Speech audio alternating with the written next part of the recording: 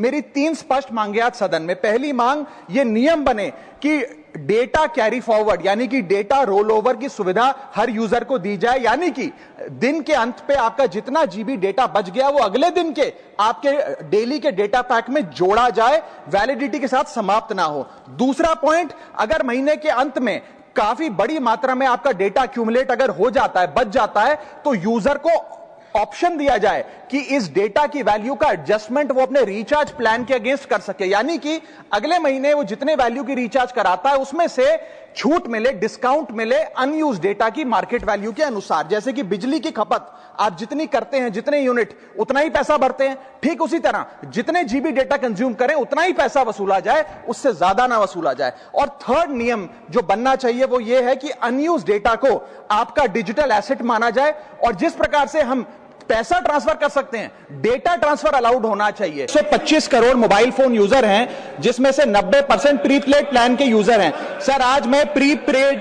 Plan के जो mobile users हैं उनकी ओर से 2 समस्याएं उठाना चाहता हूं। सर, पहली समस्या है कि रिचार्ज खत्म होने के बाद आउटगोइंग के साथ साथ इनकमिंग कॉल का भी बंद होना। सर, जब प्रीपेड प्लान एक्सपायर होता है या मोबाइल रिचार्ज की वैलिडिटी खत्म होती है तो आपकी आवाज बंद कर दी जाती है, फोन मेरा, सिम कार्ड मेरा, नंबर मेरा।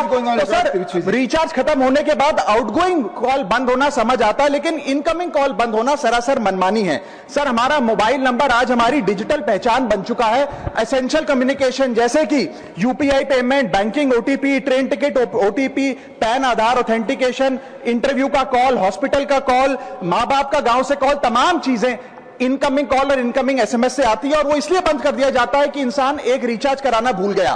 सर, इनकमिंग कॉल बंद करना is not stopping of a service, ये हमारे राइट टू कम्युनिकेशन को स्टॉप करने जैसा है। सर, जैसे आपका आधार कार्ड इसलिए एक्सपायर नहीं हो जाता कि आपने डिटेल अपडेट नहीं करी, या आपका बैंक का खाता इसलिए बंद नहीं हो जाता कि आपने मंथली डिपॉजिट जमा नहीं किया, या आपका वोटर आईडी इसलिए सस्पेंड नहीं हो जाता कि आप एक चुनाव में वोट डालना भूल गए।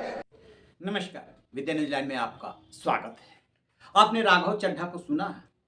आम आदमी पार्टी के राज्यसभा सदस्य हैं। जन सरोकार के मुद्दों को राज्यसभा में बढ़ चढ़ करके उठाते हैं, और जितने भी मुद्दे उठाते हैं वो बहुत ही कायदे के होते हैं।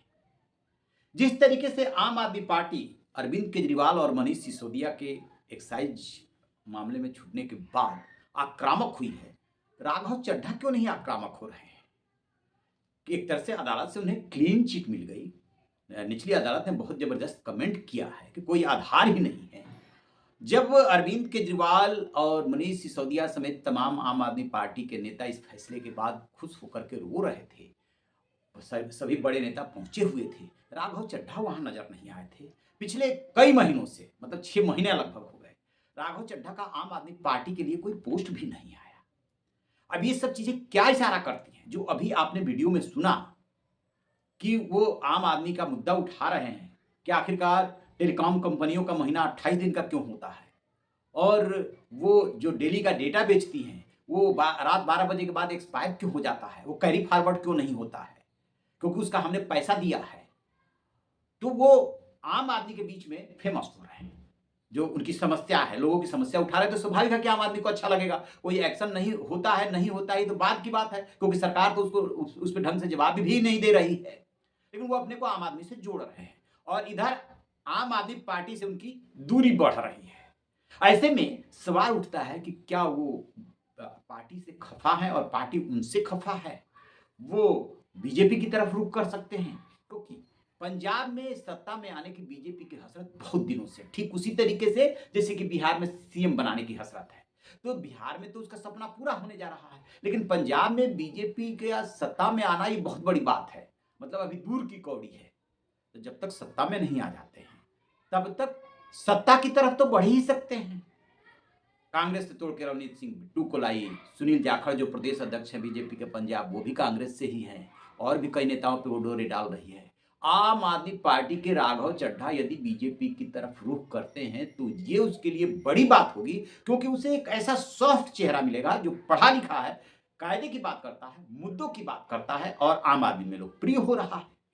अब बताया ये जा रहा है कि राघव चड्ढा इसलिए आम आदमी पार्टी से नाराज है कि 1 साल पहले तो सबसे पहले पंजाब में जो आम आदमी पार्टी के वो सह प्रभारी थे वो उनसे ले लिया गया, क्योंकि वो राज्यसभा में चले गए थे। मनीष सिसोदिया को वहां प्रभार दे दिया गया, सत्येंद्र जैन को सह प्रभारी बना दिया गया। स्वाभाविक सी बात है कि राघव चड्ढा को ये लग रहा है कि जिताने के 2022 में जब वहाँ पर पंजाब में सत्ता में आई आम आदमी पार्टी में, तो उसको यहाँ तक पहुँचाने में उन्होंने जी तोड़ कोशिश की थी। लेकिन जैसे ही ये सब सत्ता में आई तो आपने दूर करना शुरू कर दिया। तो आप गौर कीजिएगा, आम आदमी पार्टी और राघव चड्ढा की दूरियां बढ़ रही है। और राजनीति में जैसे ही ये दूरी बढ़ती है या बॉडी लैंग्वेज बदलती है, तो उसमें जो है उस संदेश जाने लगता है दूर तक। वही संदेश जा रहा है। अभी संजय सिंह का एक मीडिया हाउस ने इंटरव्यू किया, उसमें इसको सवाल को उठाया है, पूछा है। तो नेता क्या करते हैं ना, सवालों को घुमाने की कोशिश करते हैं। लेकिन संजय सिंह इतना तो मानते हैं कि राघव चड्ढा जब ये के एक्साइज पॉलिसी घोटाले में जब फैसला आया तब नहीं पहुंचे, कोई ट्वीट नहीं किया, पोस्ट नहीं किया, पार्टी का उस तरीके से पहले जैसे एग्रेसिव होकर सपोर्ट करते थे वैसे नहीं कर रहे हैं, तो जरूर अंदर खाने कोई बात है। तो कह देते हैं कि ये घर का मामला है, ठीक है, वो तो एक तरह से स्वीकार ही कर लिए। क्या राघव चड्ढा से आपकी बात होती है? तो उस पर भी कहते हैं कि तो रोज राज्यसभा में मुलाकात होती है। फिर एक सवाल को लेकर के वो कहते हैं कि आप ये बात उन्हीं से पूछ लीजिए। इससे साफ जाहिर हो रहा है कि रिफ्ट चल रहा है। और अब इस रिफ्ट का क्या अंजाम होगा ये तो भविष्य बताएगा। लेकिन स्वाति मालीवाल का केस याद कीजिएगा। स्वाति मालीवाल कभी दिल्ली राज्य महिला आयोग की चेयरपर्सन हुआ करती थी।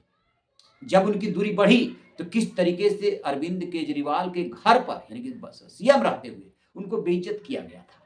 और उसी तरफ अब राघव चड्ढा भी बढ़ रहे हैं। तो 2011 के बाद 2013 का दिल्ली का पहला चुनाव आम आदमी पार्टी लड़ी थी और इन लोगों ने 2011 में जो है वो आंदोलन शुरू किया था।